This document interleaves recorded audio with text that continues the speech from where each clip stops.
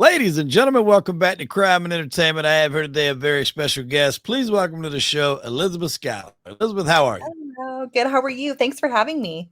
Good. I'm excited to have you because I was watching a Yeah. few of your shows, and you're a Sopranos fan, which is good in I my am. book. Into a little true crime. You're Yes, also a very accomplished adult film star, which we'll get I into here. And am. shout out to Star Factory and Tanya for hooking us up with you to come on the show. Shout out to her. And we're glad to have you on. I think we're going to have a good episode. Thank you. I get with any first time guest, we kind of like to start, from the beginning, obviously with the work you're in, kind of how you got into that. And then we'll kind of pick your brain about the industry and, how it's changed, where you think it's going. And we'll just, Mhm. we'll put together a good show. So Yeah. take us back from the beginning. Like, where's Elizabeth from? What's home life growing up? What is it from the beginning? So I was born and raised and still live in Los Angeles County. Never lived anywhere else. Yeah. So everyone's like, wow. Um, so had a good childhood. My parents are still married. Um, I had a happy childhood. I was able to do what I wanted to do. My parents were not overly strict. Um, and so I come from a very small family. I will say that. Okay. It is just my sister and I on both sides of the family. There is no other grandkids. So I married my husband, who comes from a Cuban background, and it's the complete opposite. There's so many people, and I'm just like, I was like backed up against a corner. Like my first holiday, I was like, wow, this is a lot. Yeah. So yeah, and I'm Italian, which a lot of people think that Italians have big families, and that might be the most case for a lot of people, but not for me. Yeah. So Well, I think they're used to seeing that for some of the mob movies. Everybody's got 14 cousins and aunts and uncles. yeah, And everybody's not an uncle me. even if you're not one. Not me. So LA or Los Angeles County, like I visited there this year, first time I'd ever been. I'm from South Carolina, born and raised South Okay. Carolina, and I had to do some shows out there. It was like, I guess underwhelming was the word. I was expecting a little more, but like I Yeah. didn't know the places to go to either. So maybe I just picked the wrong spots. I was Well, I would have to agree with you on that. I, to me, LA, Hollywood, those they're shitholes. They are. They're shitholes. People think they're the glamorous, beautiful place where the movie stars hang out. A lot of movie stars don't even live. I think a lot of movie stars will live like in Brentwood and Beverly Hills, but no right. one lives in LA or Hollywood. No one lives. A lot of people live elsewhere because I'm sorry, it's a shithole. I was just down there like 2 weeks ago, Yeah. Hollywood specifically. I don't like it. I, it's just, I don't know. I don't want to get too political, but I would say that a lot of people that are in charge of the state have really messed the big metropolitan areas up. Yeah. So it's made it very difficult, and things are extremely expensive here. So Oh you yeah. would think that it would be the opposite, that everything would be well maintained and taken care of, and we wouldn't have a huge out of control homeless population, and that's not the case. Yeah. Yeah. It was cheaper for me to leave my car in a parking lot because it was only like $25 to leave it overnight than it was to park it at a hotel. Oh, Um, yeah. and I was with a buddy. He had some shows to do also. And I went to the Viper Room just because, the Oh, history okay. and so much about it. And I'm thinking, oh, this cool ass place. And it's like 11:45, 12 o'clock, and they're doing last call. And I'm like, wait, there's bars in like my Yeah. little small town in South Carolina that stay open later than shit. I know. The hell is going I know, on it's silly. well, I'm sure there were spots that were happening and places to go. It was just being my first time. I just went, hit the main drag there, and I was a little underwhelmed. But you never Yeah. had the inclination to go anywhere else. To move anywhere else, you mean? Yeah, yeah. or is home home? I have. I want to live in Las Vegas because that's where a lot of the work is too. But Yes. my husband has a business out here, so it's kind of hard for us to just get up and leave. And Yeah. Yeah. I'm very close to my parents. He's very close to his parents, and we have kids, so we don't want to just be like bye. Yeah. So, You got but some room maybe one there. day. So explain to us how you got into the business and we'll kind of work from there because that's like always the real interesting thing is the path Yeah. to get into the business and what was, that deciding factor. So in 2020, as everybody know, the pandemic hit and my kids their school was like, "Oh, give us 2 weeks and you'll be back." Yeah. No. So 2 weeks turned into a month turned into 2 months, and then it was indefinitely. So I'm like, and they were like, "Oh, we're gonna do online learning, all that kind of stuff." And I'm like, "You're not gonna stay home all day." There's just no way that I'm not gonna have you guys home all day. So I found a daycare facility that was able to take them. And then I was like, I got them in there, and then I'm like, "Well, wait, what do I do? Like, what do I do? The gyms are closed, everything's closed. Right. Nothing was open, especially here in LA.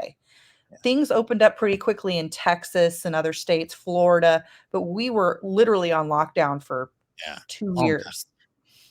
So I'm like, "Okay, I'm bored." So my husband randomly one day was like, "Hey, have you ever heard of the site Chatterbait?" And I'm like, "No." And he goes, "It's camming where you basically it's porn, you cam and you get naked and you have fun and you make money." And I'm like, "Okay."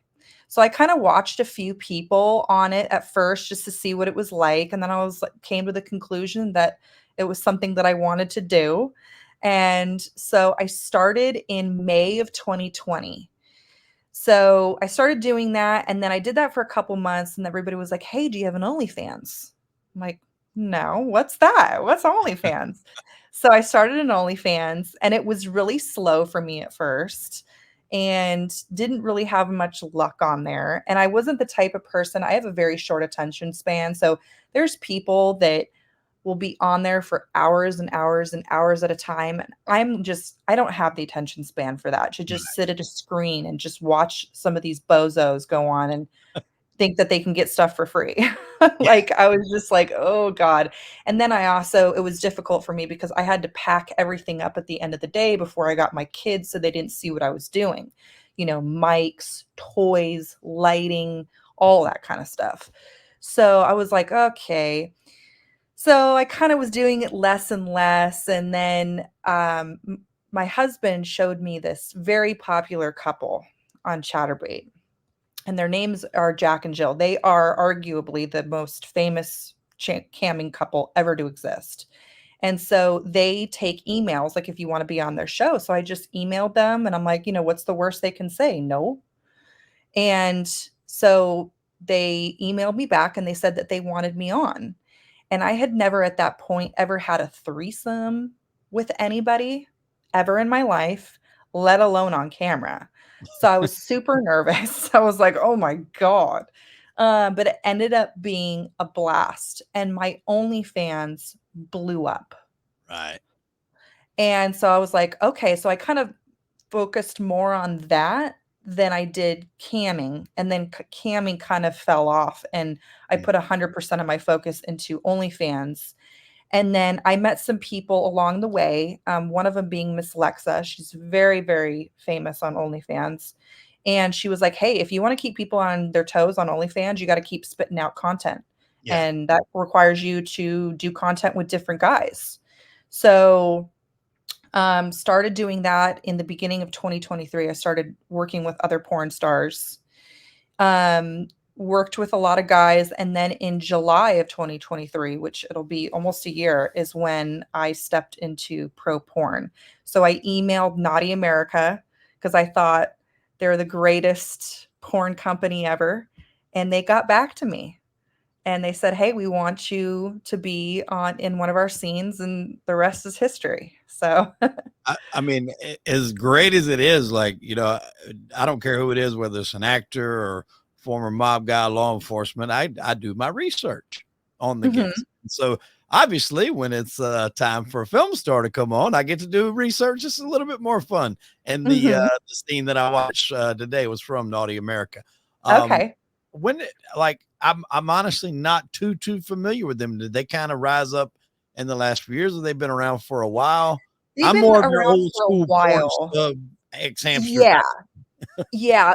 I think the reason why they've gotten popular just recently is because, obviously DVDs and all that stuff, that's fizzled out. And a lot Right. of people are part of subscription programs like OnlyFans Oh or yeah, everything's Fansly or Naughty America's subscription based, Brazzers is subscription based. mm, So a lot of these people, so I had heard about Naughty America through a lot of other porn stars who were like, oh, that's besides Brazzers, like the cream of the crop. Like, so I had a lot of porn stars that I was supposed to work with cancel on me. Hey, I can't do this collab with you today because I just got the opportunity to work for Naughty America. I hope you understand. I'm like, yeah, I totally understand.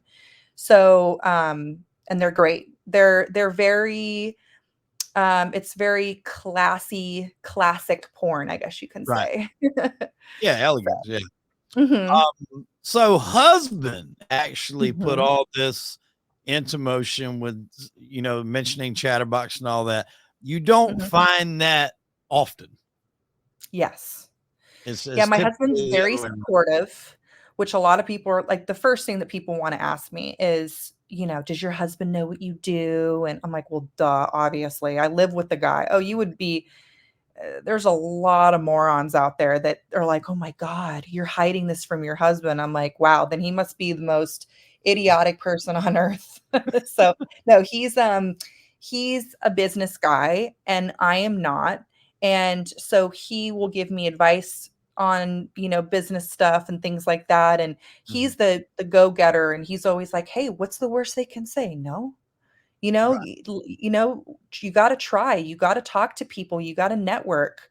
Mhm. So, and he's really pushed me to do this. And as long as he's okay with it, I'll continue to do it. Right.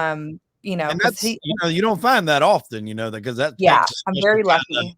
yeah, that takes a special kind of in either party, it's a special kind of woman or man to be able to be supportive of that and understanding of it Mhm. because it is a business at the end of the day. I think as so It many is. people look at it as with this side eye, and I think it is becoming more socially accepted, but it's Mhm. still always going to have that stigma because it is what it Oh, of is. course. Yeah, it's so a lot of people know this, that my family does not know.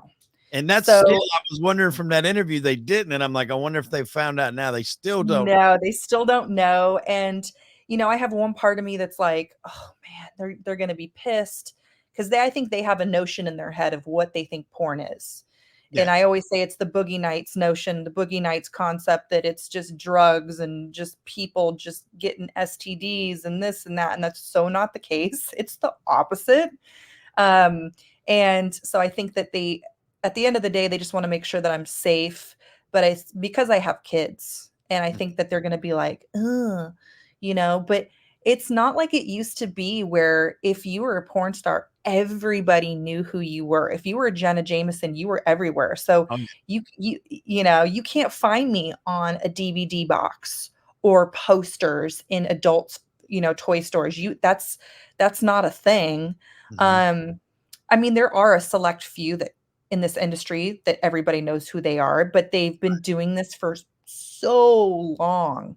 So, and I always say this too is the industry is so saturated with oh, yeah, people. yeah, So saturated. I think someone said the other day that there's like at any given time there's like 2,000 women in this business and they come and go pretty quick. Some of them do.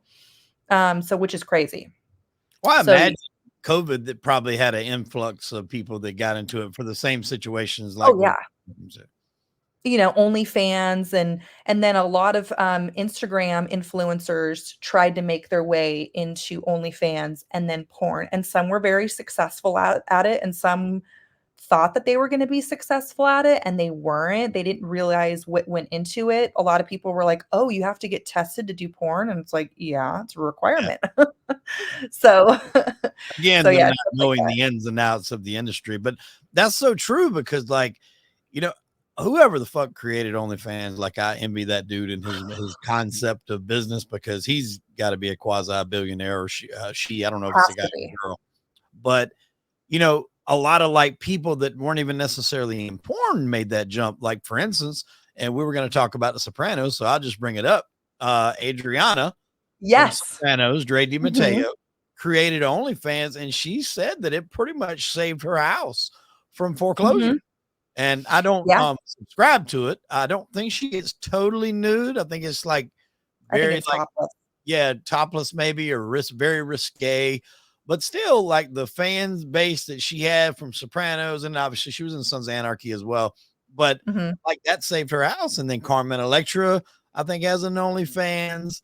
Um, the girl from the Dr. Phil, like Cash Me Outside, Danielle Bregoli or Oh, whatever, yeah, she had one. I think she made like $1 million in one on the day too. first day. She like everybody knew it was coming, but she couldn't do it until she was legally 18. So like the day she turned 18, shit went crazy. So she became like a multi-millionaire the day she turned 18, just because she Which, had it like, on I the wish that was me, and then, like, the same for Sky Bree, because I think she was dating one of the Paul brothers or something like yeah. that. It was Jake Paul or one of them, and she be like, I don't even wanna know how much she makes a month on OnlyFans. I mean, it's gotta be a lot. There are some women still, I mean, like, there are some women in porn, they're making serious money on OnlyFans every Yeah. month.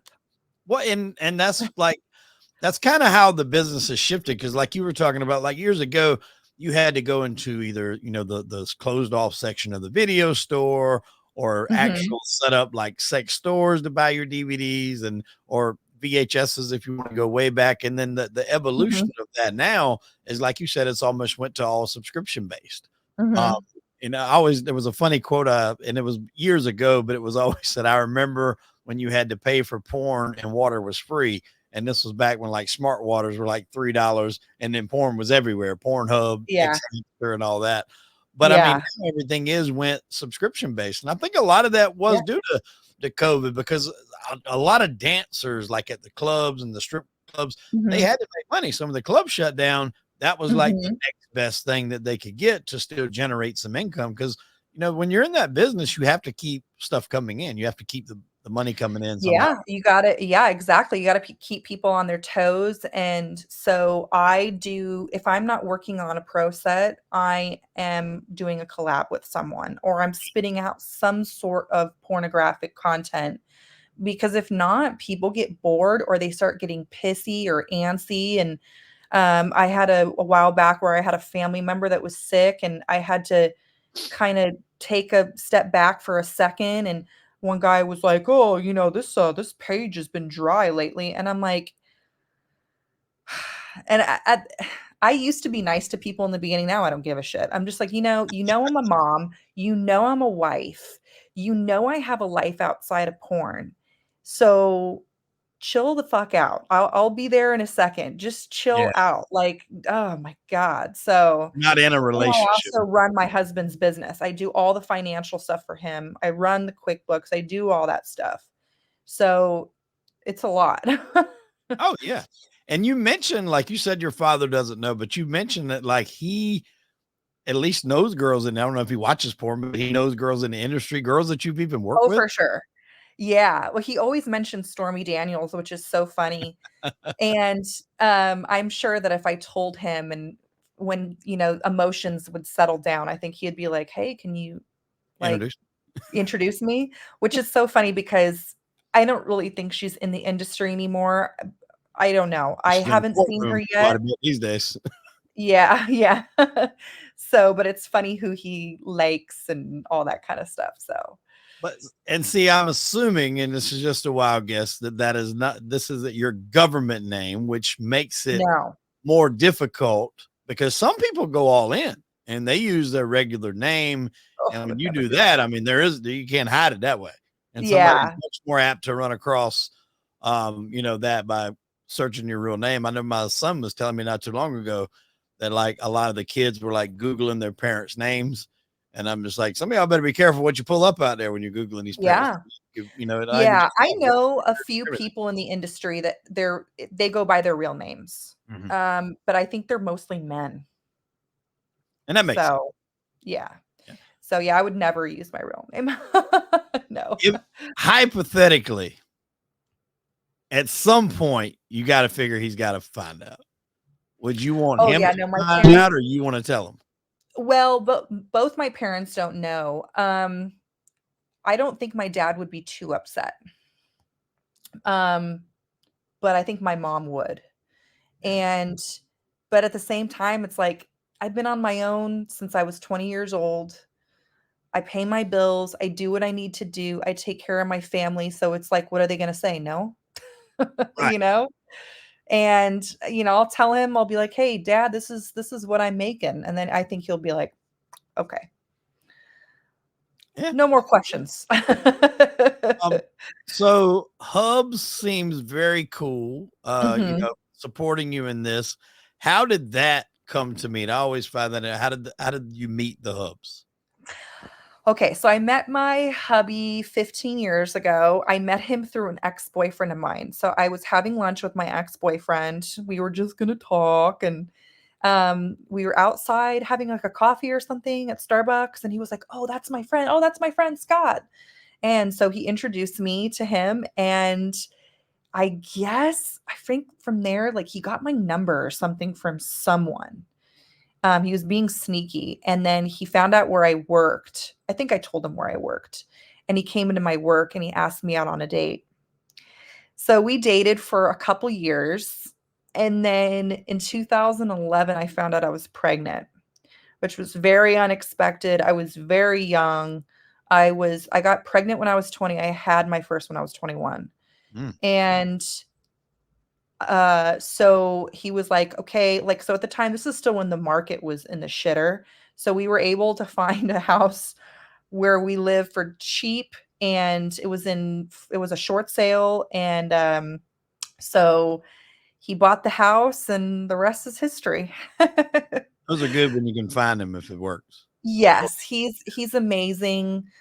He's a great father, he's a great husband, and we got married in 2015. So we've been married for 9 years. Okay.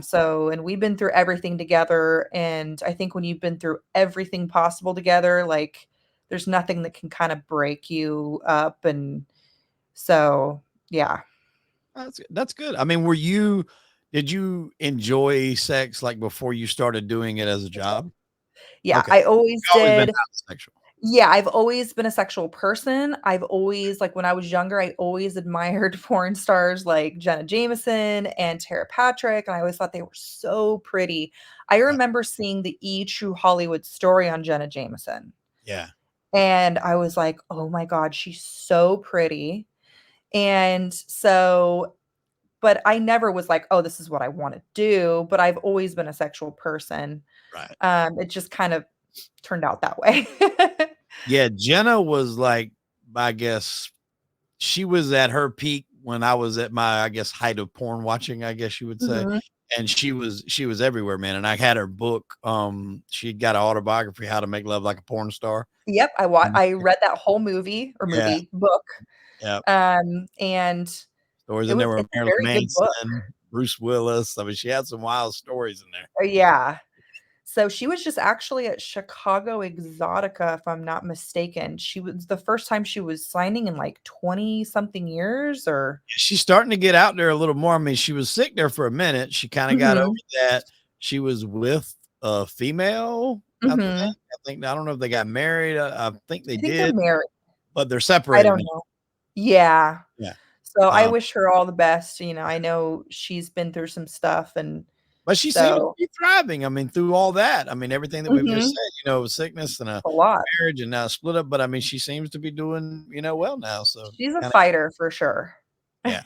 And I mean, just I think that was too, like, that was the heyday of DVDs, and I mean, she almost Mhm. had the market corner because it was Jenna loves Brianna, Jenna loves Kobe, Yeah. Jenna loves Justin, I mean, it was everybody. Just she was everywhere. Mhm. You couldn't Yeah. turn on anything porn and not have her name pop up somewhere or another. And I think like if you're getting into that industry and you're going to go full bore, that's what you kind of aspire to to do is grab the whole industry by the throat. Oh, yeah, and I hope I get there one day. That's But is I remember she had, like, Club Jenna and all that yeah, kinda stuff, and she had, like, little action figures and, and all that kinda stuff. So, yeah, it takes a while. Sometimes I get frustrated. I was just discussing this with a friend of mine. I get frustrated because it's like, we do bust our asses and we take time away from our family and hustle, hustle, hustle, and nothing is guaranteed on OnlyFans. And right. you see some people killing it on OnlyFans. And then you're just kind of like, well, why am I not making 500 freaking grand a month or $1 million a month? Like, what the fuck am I doing wrong? But I got to remember these people have been at it for 10, 15, 20 years, some of these people. Yeah. So I have to kind of take a step back. And That's the same thing so, with the podcast game. Like you look at some people that do like, interviews and like, God, they're getting, hundreds of thousands of views, millions of views. And I feel like some mhm, of the stories and the interviews and the people that I've had on are much more interesting. But it is then, like you said, the longevity, the longer you're around, the more subscribers you gain. And like I've noticed too, just like in the last maybe 6 to 8 months, I've doubled my subscribers, but it's because now I've been out, 2.5, 3 years. The longer mhm, you're out, the more people find you. And you really just need that one video, that one clip, that one short mhm, to hit, and then it can kind of snowball. And you never yeah, know where that's going to come from. So you just, like you said, you have to keep pumping out the content daily, and hopefully mhm, something will hit. Um, you yeah, mentioned in some of the past interviews that you're a big Sopranos fan. I am. Had you watched it from when it was on, like back in the day? No, I didn't, because I think when it premiered, it was in '99, so that would have only made me 9 years old, and my parents were like, "No, you can't watch that." Because I remember, like, my mom's like, "Every other word's the F word." Um, but it wasn't until I moved out on my own and I would be bored at night, like, Yeah. taking care of kids in the middle of the night, and I started watching it, and I instantly got hooked. And I think I've seen every episode, like, this is no exaggeration, at least 75 times. Oh yeah, 100%. I rewatch that show all the time. Like me and my wife will go to sleep to it just because Mhm. I know it's like it's a mob show and they're killing people, but like there's a lot of comedy in that show if Yeah, you look for it. and it's family oriented, like, I It don't know, is. it's to me, it's a comfort show, It is. because the way that people like Edie Falco act in that show and James Gandolfini act in that show are the way that Italians really act, Yeah. and, released some of my family members act like that. Not the murder part or anything, but, like, Yeah. it's just, like, the food and just That the husband wife aspect they had was like spot on though. I mean, like you could yeah. Oh, yeah. not imagine anyone else in roles different than them two that landed that. I mean, they were just spot on. Yeah, so to me, I always love watching that show. During Christmas, I'll always watch the Christmas episodes, and I don't know, it's just, it's definitely my number 1 favorite show of all time. What's your favorite episode to watch? Oh, boy. So, I'm either gonna say, I think everybody says this, is Pine Barrens. Yeah, that's my number Pine one. Barrens is really good, or I also um I like the Christmas episodes. I think it's in season 3, it's To Save Us All from Satan's Power. That's a Yes. good one. Yep. Um, I think and season 3 is definitely my favorite season. Season 3, really? Mhm. Yeah. 2, I think, was my favorite. Yeah, two's good too. With Richie Aprile, the character David Preval, who I had a chance to interview. I've interviewed a number of people from Sopranos. David Preval, who played Mhm. Richie, Frank Santarelli, who played Georgie the bartender, Lila Brancato, who was in season 2. Tony and Pussy shot him. Mhm. He was also in A Bronx Tale. Robert Fornara, who played Eugene, Dan Grimaldi, who played Patsy. So I've interviewed quite a bit. 2, to me, just like you have the one of the best people to kind of go after or against Tony and Richie. I love the mother character, Nancy Marchand. She was Mhm. just so like that thing that just could get under Tony's skin, and she was Oh, yeah. in season 2. Janice makes her appearance, Janice, there. yeah. I mean, it was a lot in there, and I love season 2 is my favorite. And the final episode where they kill Pussy Funhouse, like, I love Funhouse, that yeah. episode. How he found out, like, the fish talking to him, I found that part Mhm. just a little weird, but outside of that, that was, like, the perfect episode. How to wrap Yeah. it. Funhouse is good. Knight in white satin. That What armor. it white satin armor, 'cause Yep. his Gumar calls it that. Yep. And then I also like Big Girls Don't Cry too. That's a good, White episode. They're Caps. all good. Oh, White White Caps Caps. is good. That final scene where they're arguing and fighting at the end when she tells him Mhm. that she's been fantasizing about Furiotti, Mhm. like, that is, like, what I would tell people, like, if you ever wanna learn how to be an actor, like, just watch that scene, and that is, Oh, like, yeah. fucking acting 101 Oh my god. in I a mean, movie she theater. really I mean, there's a reason why they won so many Emmys Oh, because yeah. the way she cries and the way she screams and it's unbelievable. And Yeah. then what's that other episode that's really good too? Oh, I love Commentadori when they go to Italy. Yeah, yep, that was I good. love that. Um, I listened to all of the, Christopher, Michael Imperioli, and Mhm, Steve Sciarippa, who played Bobby Bacala. They done the mhm. podcast Talking Sopranos. Yeah, I listened to every episode. I mean, I do I was too. hooked, man. It It was it that's good, and then their book is really good too. I think it's called Woke Up This Morning, and it's yes. kind of about it's podcasts and that they kinda go hand in hand. That's really good too. I'm Um, hoping to go to New Jersey. It's in November. It's the weekend after Thanksgiving.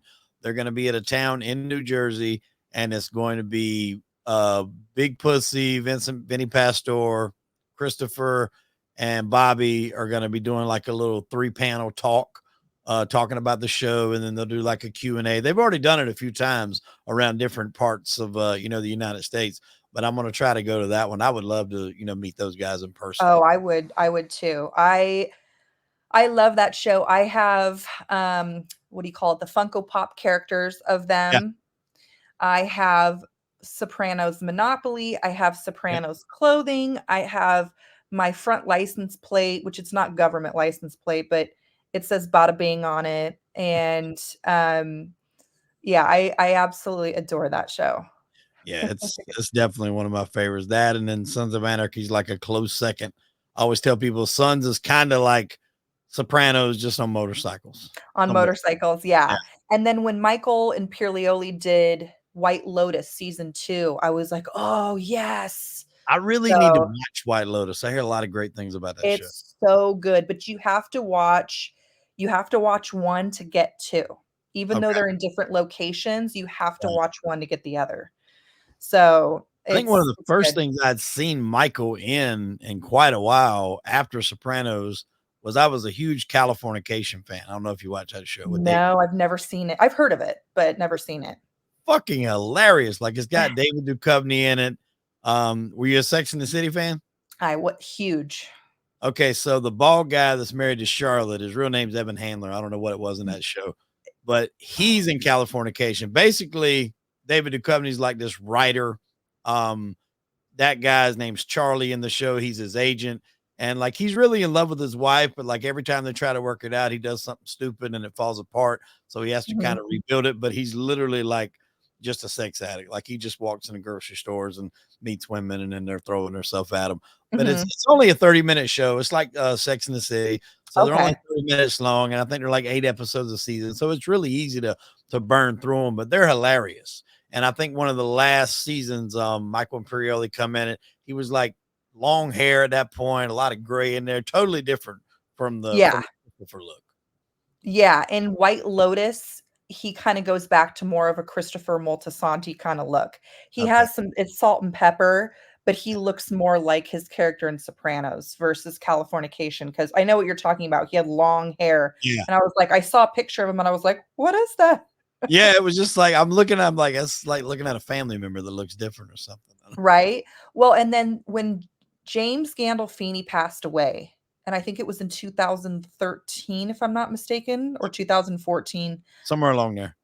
I was devastated, as was everyone else. Oh yeah. But I was telling people, everybody's like, "What is your deal?" And I'm like, it's you don't understand when you watch Sopranos so much, it feels like a member of your family like really died. Yeah. And so many other ones have passed away now. Don't Tony Sirico just Mhm. died like a year ago, who played Paulie Walnuts. Mhm. You know, he was a real gangster. Yeah. Like, yeah, he was a real gangster. He had ties to Mhm. the streets in the Columbos. There's some other people. I don't know I about think name. there's a lot of them in there. A lot of the like the older FBI people have passed away. Tony's lawyer has Mhm. passed away. What the top FBI boss, not the one that was always kind of palling with Tony Severino, but his boss, Mhm. Pellegrino, I think was his name. He's passed away. The mom, Carmela's mom, recently passed away. She Oh, was in that's Goodfellas right. also. The guy that played Tony's father passed away. Mhm. It's a bunch of them, man. Like when you Yeah. watch this show was 25 years ago now. When Yeah, you I was 25 it's years ago. Yeah, it was yeah. I tell people all the time, like that's such a good show that like you can watch it today, and the only thing that dates it is technology. Like they're using flip Mhm. phones and they got big ass computers when they show people on computers. Outside of that, like the storylines, the acting, the clothes, all that could be put on HBO tomorrow and it would be a hit series. Yeah, and just the way that show was written, it sucks you in. Like, I would like, my Yes. husband and I would sit down and go, "Okay, only 1 episode tonight." And And then we five. would end up watching, like, 3 because we're just, like, hooked. We're like, "Nope, nope, gotta go to the next one." So And even when it's weird because like you know you put your seasons in a pecking order, and even ones that like I think aren't like my favorite, when I rewatch them I still want to watch the next one because it's like it's still good. It's like oh, yeah. you don't want to down it by saying this one better than this one, but you know, two I think was my favorite. Pine Barren's definitely my favorite episode. Like Yeah. if I'm having a down day, I just put in them two, Lost in the Woods, and I mean Mhm. it will just make any day better. I mean, So, so funny. And then Michael Imperioli was saying when COVID started is when they saw a huge revival of Sopranos on HBO because yeah, amongst the younger community, people who hadn't seen it because everybody was stuck at home. So they said it made Sopranos really popular again. yep. So and even like there's stuff on TikTok, like people do like the little sound bites of like them at dinner or whatever, and they try to put it's funny. Yeah. It's hilarious. Oh, I have all those little sayings that like, and my wife watches it with me. She'll know exactly what I'm doing, and a lot of times we're the only ones that get it. So, like, for instance, she got an aunt that visits from time to time, and her husband, his name's Chris, and he's always a funny dude. And every time I see him, I go, "Artie, how's your rash?" And Oh like, yeah. you don't know what the fuck I'm talking about. Nobody knows what I'm talking about, but like, my wife dies laughing because she understands it. Yeah. And No, like, we're the same in I think it's in season 1. Yeah, because it was when Jackie Aprile was in the hospital with cancer, and there's a part where they were talking about Hasidic Jews, and Paulie in the show said Hasidim, but I don't believe him, and I don't know. It makes we just say it out of nowhere, and it makes no sense to anybody yeah, else, and everybody. But my husband and I know. yeah. When So when I'm ready to go somewhere, like there's a scene toward I want to say it's in like season 5. It's when Junior starts to lose it, but not all the way. And they're having that dinner, and he keeps saying he never had the makings of a varsity a varsity athlete. athlete. And Tony gets pissed and he's like, son of a bitch. And he throws this thing down and he tells AJ, he's like, get your coat. And he's like, I don't have a coat. And he's like, then get moving, God damn it. But like from now on, when like if I'm ready to go somewhere and I without having to say I'm ready to go, I'll just look at Jack or my son. I'll say, "Get your coat," and my wife will know exactly what I'm talking about. She's like, "All right, he's ready to go." Yeah. Yeah, and there's so many classic lines, or what's another one that I say a lot? That you're flexing is like one of them that I say "Oh, when you're you're flexing," and flexing. when the peach pit is stuck down the thing, oh my god, so funny. But, like, another thing, random, I mean, this is not even a famous line, is when Carmela's father, she goes, "Oh, what did you do to this scuttle? It's so good." And she goes, balsamic or Yeah. balsamic. I can't even say it. He goes, "That's all they have at King's these days is balsamic, balsamic, balsamic." I don't know why I say that all the time. I don't This know is why.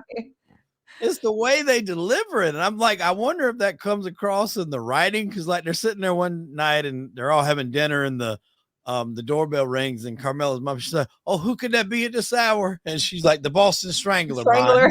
It's just funny. I'm like, I don't know if they write it that way or if the actors play with it. Cause I've heard everybody I talked to said that like James was the only one really given any kind of leeway with his lines. And even with that, Mhm. like he didn't get a ton.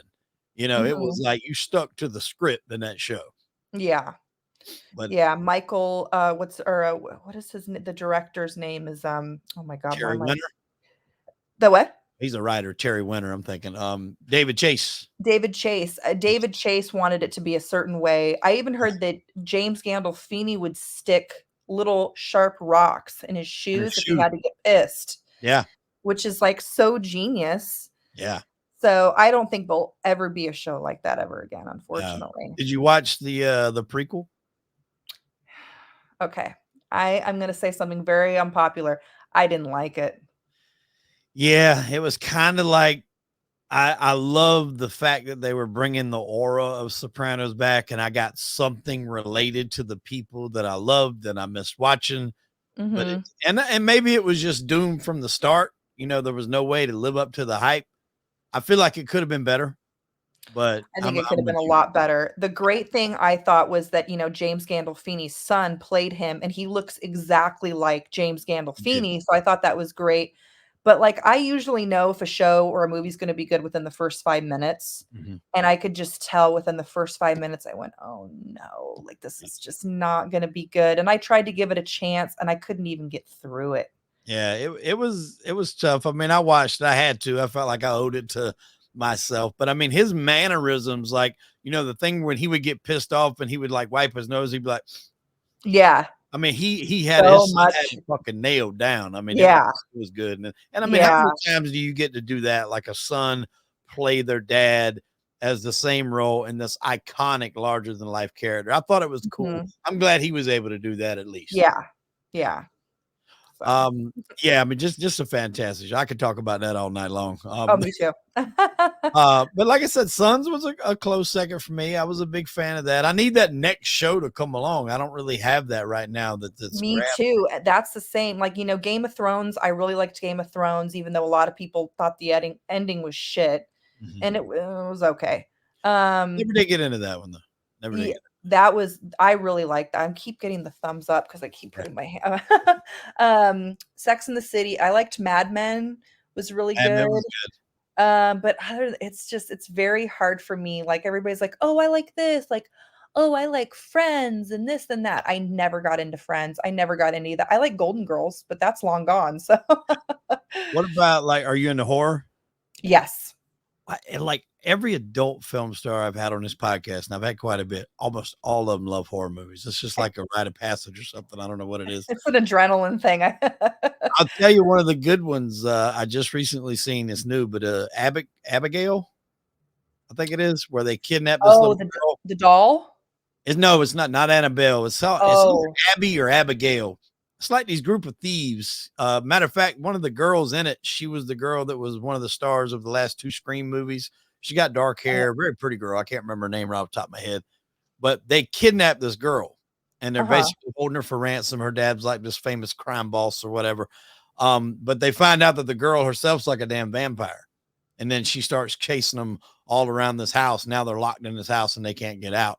And Oh. it's really good. It was a good little twist and it was a really good one. I think it's like right in that funky stage where it's been in theaters for a little bit, but it's not out on like where you can buy it at Walmart yet. It's right in that middle Hmm. stage. But it's a real good I'll one. have to check that one Yeah, out. if I you get a love chance, check it out. old school horror movies, The Shining, The Exorcist, Halloween, Alien. Yeah. Um, uh, one thing I never caught on to was It. I never understood It. I didn't understand what the big hype was. I didn't think it was that scary. I like something to really scare the shit out of me, Yeah, I do too. to I where like you're just like, Conjuring or something along the Insidiouses are pretty good at that. mhm, Anything where you can kinda mix reality with what's really going on. mhm. Even You know, like stuff like really disturbing stuff like Deliverance and yeah. you know, all that kind of stuff I'm I just really seen the new into. Strangers. The new Strangers is in the No. Yeah, it's good. I took my son to see that. He's a big horror movie fan, and it's like, oh, it's like the whitest horror movie you will ever see. Of like, okay, I'll leave you here in this cabin all alone, and I'll go back and do something away while you're here by yourself. I mean, it's just like every decision nobody in their normal right mind would make. But I Right. mean, it's people are going to see it. They filmed the Yeah. first Strangers in my hometown back in Florence, South Carolina, where I grew up, and Liv Tyler, who was Steven Tyler, Aerosmith's lead singer's daughter, she was spotted around. I never met her or seen her, but she was spotted around town a lot Oh. because they were filming that at a house somewhere in Florence. Oh, interesting. Yeah, yeah. South Carolina gets a lot of good movie filming spots around here. Charleston, especially. The Outer Banks, which is on Netflix, gets filmed down here. The Righteous Gemstones. That's Danny McBride's Oh, show. wow. It gets filmed down here. I think they get a lot of tax breaks for filming in the area, but a lot of stuff gets filmed in Charleston. Oh, that's cool. Yeah. Awesome.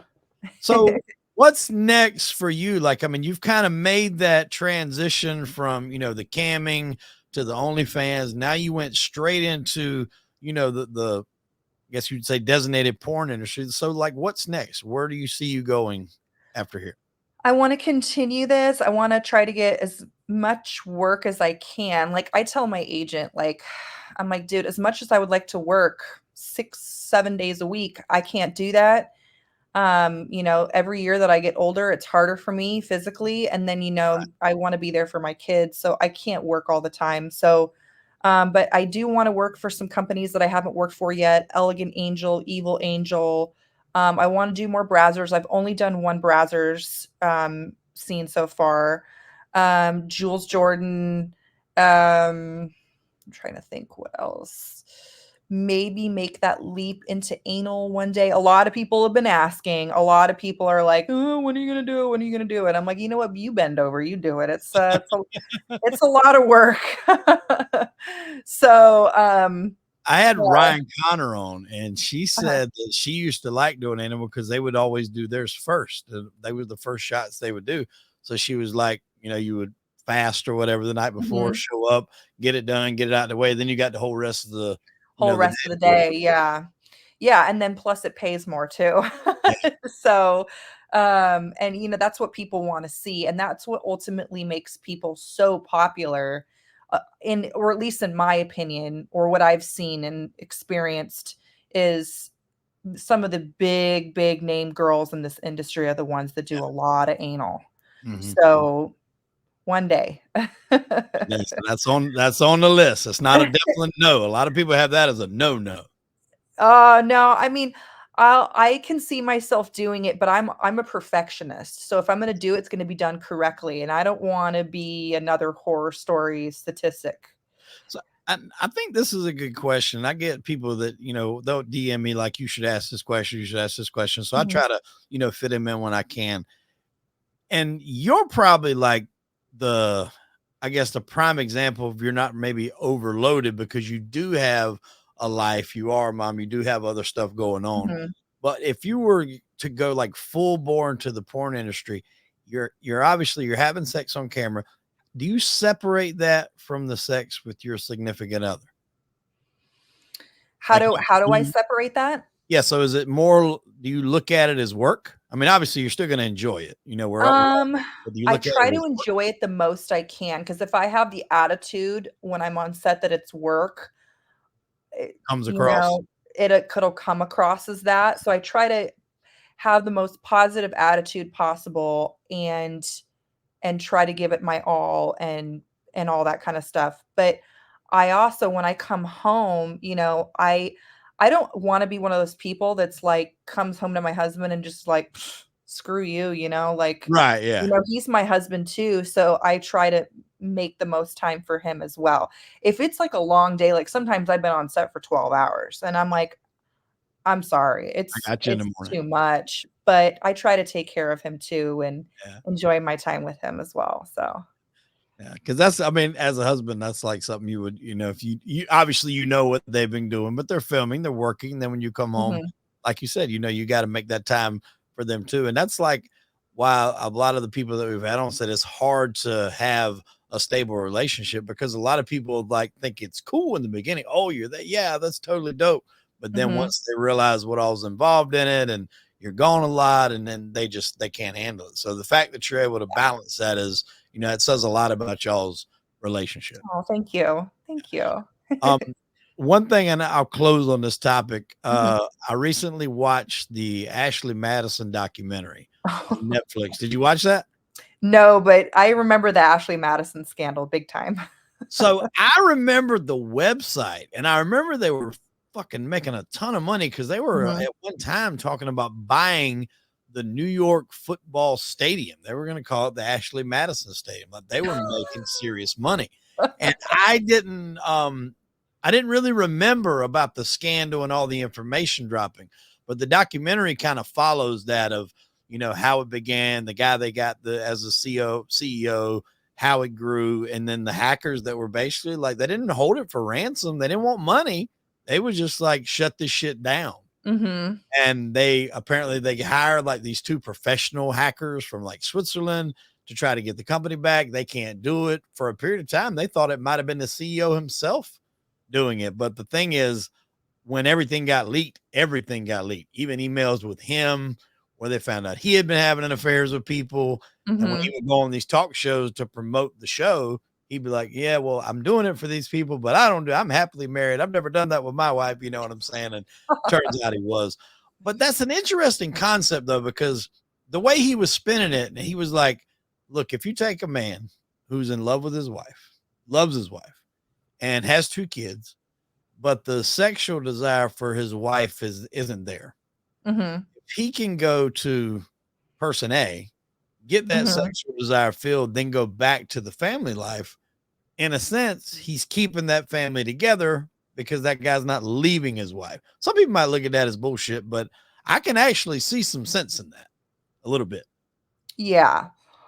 I mean, ugh, I don't know. I mean, if it's when it involves kids, I get why people don't wanna leave their significant other. Right. They wanna keep everything the family dynamic together, but, like, I personally know a lot of people who are super unhappily married, and their kids are full grown now, and I'm like, What's keeping "Why you there? what's keeping you there?" Yeah. And I just don't understand it, and they're so miserable, and that's all they talk about. It's almost like they're trying to, like, hint around, like, "Do you know anybody?" without saying, "Do you know anybody?" And it's Yeah. like, "Just leave." Like, what is like, there's life is too short to stick around with someone that doesn't make you happy or you regret waking up to the next day, or you're just like, "Ugh," like, I've heard so many stories like that, and I'm just like, "I don't know why y'all stick together." Yeah, and I've heard, like, my wife will tell me stories about people, she's met throughout her life, and she'll be like, "Well, so and so's husband left her," and the first thing I asked, I'm like, "Well, were they having sex?" "Well, no, she didn't really like." I'm like, "That's probably why I left her." Like, that is a huge Mhm, part of a relationship, outside of the fact of everything else that it can, do for you, businesses and all that. Like, just mhm. as in your relationship, that is a huge Oh, yeah. part. Yeah, Oh, yeah, especially and when you're in your prime years, 20 to 40, 50-ish range. I mean, it's huge, it's major. yeah, and my husband from the very beginning was like, "Hey, I love sex, and if you're not into that or that's something that you think that you just you're just gonna, like, let go in our marriage or relationship, then I'm sorry, this is probably not gonna work out for us." So, and so I take it very, very seriously. So, that's I wanna show my husband that I love him and that's, yeah, That's awesome. that he's taken care of and that he matters above all else. So, and it's I've heard so many stories just time and time again of marriages, like the sexual stuff in marriages just going south, and then their husbands or their wives leave them, and they're like, they wonder why, and I'm like, "Well, duh." Yeah, Like, if they're not gonna get it fr I'm sorry, I know this sounds horrible, but if they're not gonna get it from you, they're gonna get it from someone else. exactly. And I've even had girls that were, they escorted on the side, and they would be like, I have clients that see me that are married, and they say, like, they don't want to leave their wives. They're just not getting this at home. So this is more or less like a business transaction. They come to me, they get what Yeah. they want, and then they go back to, their wives. And I mean, there's just that need there that I think is going to be met. And by women too. I'm not saying, sometimes men lose the drive, but Mhm. definitely, more so you hear it is when a woman reaches a certain age, and maybe it's not even their desire, maybe it's just their body. It changes, it doesn't want it. But when, like you said, when Mhm. that goes away, the men are going to have to find it somewhere. Yeah. Yeah, no, it's hard. I mean, it's one thing, like, I've heard a lot of situations, like, people lose their desire because of medication that they're on or things Yep. that they've been through physically or mentally, but then some people are just like, they just don't care, and they just don't give a shit, and I have a neighbor up the street, and I think he hasn't been laid, the poor bastard, in 10 years, and, like, the wife has never even I don't think she's even touched him in 10 years, Didn't you and say your he just husband was sending nudes of you to him just so he could have something to look at? Oh, yeah. Oh, yeah, man, you did do your research. I did. Damn. Yeah, so, the guy's a nice guy, and he so, like, my husband, every once in a while, like, we would go, like, off-roading in the mountains, and I would take, like, a topless picture, and he would send it to this neighbor, and the My neighbor's wife neighborly. found out and texted my husband and was like, "I would appreciate it if you would stop sending nudes to my husband."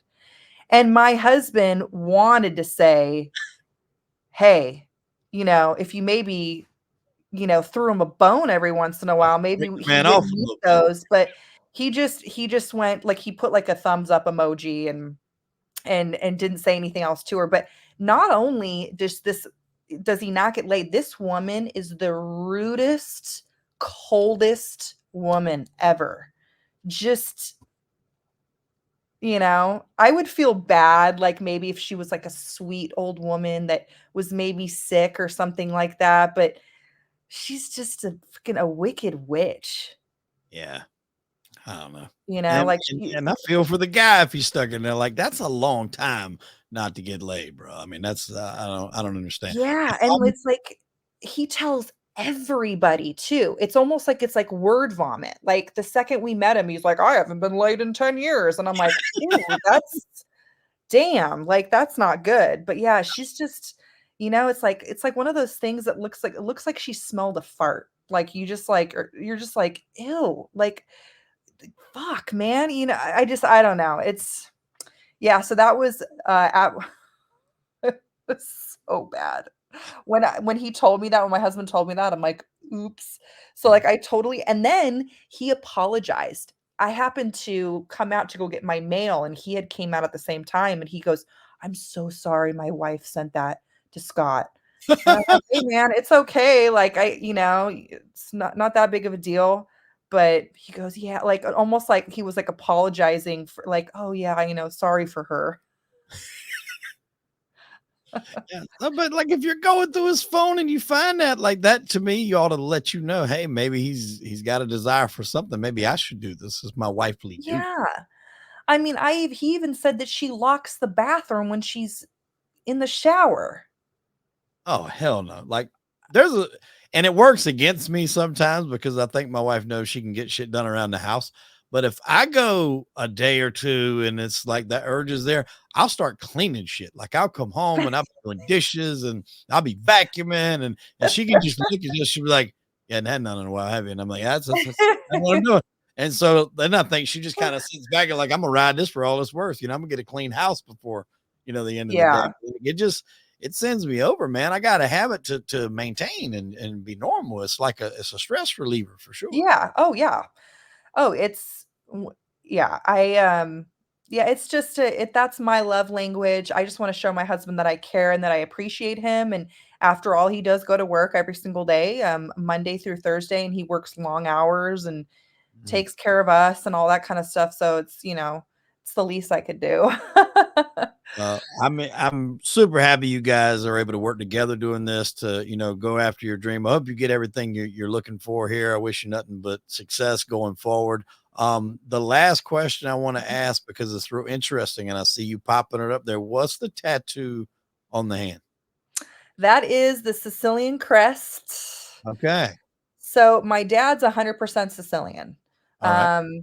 So, and I was like, where do I wanted it somewhere, but I didn't know where. And then I was in the Keys and I popped by this tattoo shop and I was like, fuck it, just put it on my hand. So, and then my dad saw it. And he's like, wait, well, I want one now. And he's like, "Oh, I'm going to get it on my arm or this or that. Or so. That would be Yeah. the only thing that I would say if he's ever scrolling through something and he sees that tattoo on the hand, he's going to be like, wait a minute. That's what my husband and I say too. He goes, a lot of people like in my opinion, I look very different with a full glam face of makeup on. And we've like showed other people in the industry, like we've like shown someone's husband and he goes, who's that? And we're like, it's me, you dumbass. Like, and he's like, holy shit. And he goes, honestly, he goes, the only thing that gave it away that it was you was your hand tattoo. Yeah. And I mean, this one too, I've got a pirate musket here. I've got a few, like I've got one on the back of my neck and things like that. But that's why everybody, like the other day I had someone was like, I cannot believe no one's found out. And I'm like, if they have found out, I don't know about it. Yeah. But like I said earlier, everything is subscription based. So it's very hard to see stuff. Yeah. You almost So seek it out specifically to be able to find. The odds of you just running across it, scrolling are probably going to be fairly low, I would imagine. yeah. And then my name too, if you just Google my name, it doesn't come up because what comes up is Alexander Hamilton's wife. And so if you just straight Google that, I think there might be a couple pictures of me dotted in there, but you have to put Elizabeth Skylar porn, and that's when everything pops up. So So was that name strategic? Yeah. So my husband was the one that came up with the name because he was listening to something about Alexander Hamilton and he heard the name Elizabeth Schuyler, but it's spelled different than how I spell my name. But he was like, that's a good name. And so I agreed and I was like, okay.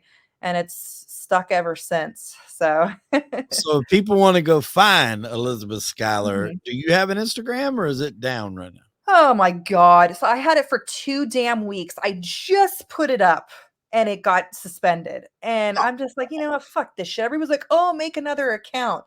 I'm like, you know what? I'm not even going to do that because people that I know that have done that are on their 7th, 8th, 9th account. And I'm just not ready for that rat race. So I know a lot of people that's had to fight that. And some of them will have like close to 1 million and then they get taken down for something. Yeah. That's what happened to my friend Miss Lexa, and she was like, "Fuck it, I'm not doing this anymore." And she has such a big following anyway that she doesn't necessarily need an Instagram. Right. But my big one is Twitter. So you can follow me on Twitter. I'm Liz_Skylar. And then I also have an OnlyFans and a ManyVids. That's X Elizabeth Skylar X. And then I also have an extra Naughty account, which is part of Naughty America with the same name, X Elizabeth Skylar X. And I'm trying to think of anything else.